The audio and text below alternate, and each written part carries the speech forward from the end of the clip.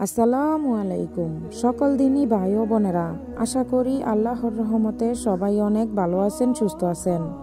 আল্লাহ জানতেন যে মানুষটা আপনার জন্য খারাপ ও কল্যাণকর নয়, কিন্তু আপনি এত বেশি সংযুক্ত ও মায়ায় জড়িয়েছিলেন যে তাকে ছাড়তে পারেননি। আপনি এমনকি এখনো ভুলতেও পারছেন না তাকে।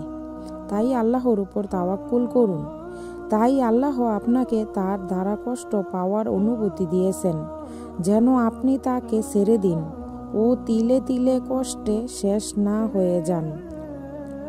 তিনি আপনাকে শাস্তি দেওয়ার পরিবর্তে রক্ষা করেছেন। কেবল তিনি জানেন কোনটা আমাদের জন্য ভালো ও কোনটা খারাপ। আমরা তা জানি না, কিন্তু একটা সময় ঠিকই বুঝতে পারি যে আল্লাহ তাআলা আমাদের জন্য যা নির্ধারণ করেছেন তা আমাদের জন্য উত্তম। আল্লাহ বলেছেন যে তিনি কাউকে সাধ্যের চাইতে বেশি বোঝা কখনো চাপিয়ে দেন না। আর নিশ্চয়ই কষ্টের সাথে রয়েছে স্বস্তি, এবং শীঘ্রই তোমার রব তোমাকে এত দিবেন যে তুমি খুশি হয়ে যাবে। আর নিশ্চয়ই আল্লাহর ওয়াদা সত্য। আল্লাহ এখন আপনাকে আরো ভালো কিছু করার জন্য প্রস্তুত করছেন। তিনি তার প্রিয় বান্দাদের দুঃখ, কষ্ট, বিপদ দিয়ে পরীক্ষা নেন ও দোয়া কবুলের জন্য দেরি করেন। আল্লাহ তাআলা উত্তম সময়ে, উত্তম রূপে, উত্তম প্রতিদান দেন। তখন শুকরিয়া আদায় করে শেষ করতে পারবেন না। আল্লাহ বলেছেন যে অবশ্যই তুমি পাবে যা হারিয়েছ তার চেয়ে উত্তম।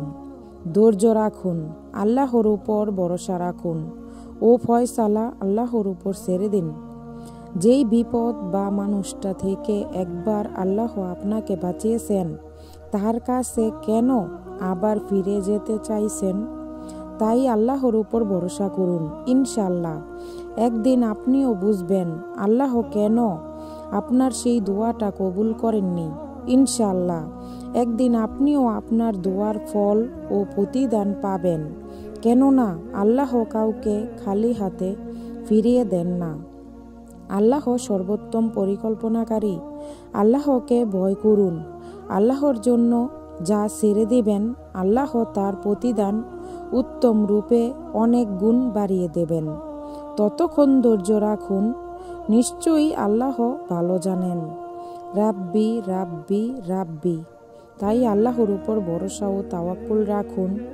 আল্লাহ আমাদের সবাইকে সব রকম হারাম ত্যাগ করে ঠিকমতো দিনের পথে চলার, 5 ওয়াক্ত নামাজ পড়ার তৌফিক দান করুক। আমিন। যারা আমার চ্যানেলটিতে নতুন এসেছেন তাদেরকে চ্যানেলটিকে সাবস্ক্রাইব করার অনুরোধ করছি। জাযাকাল্লাহু খাইরান।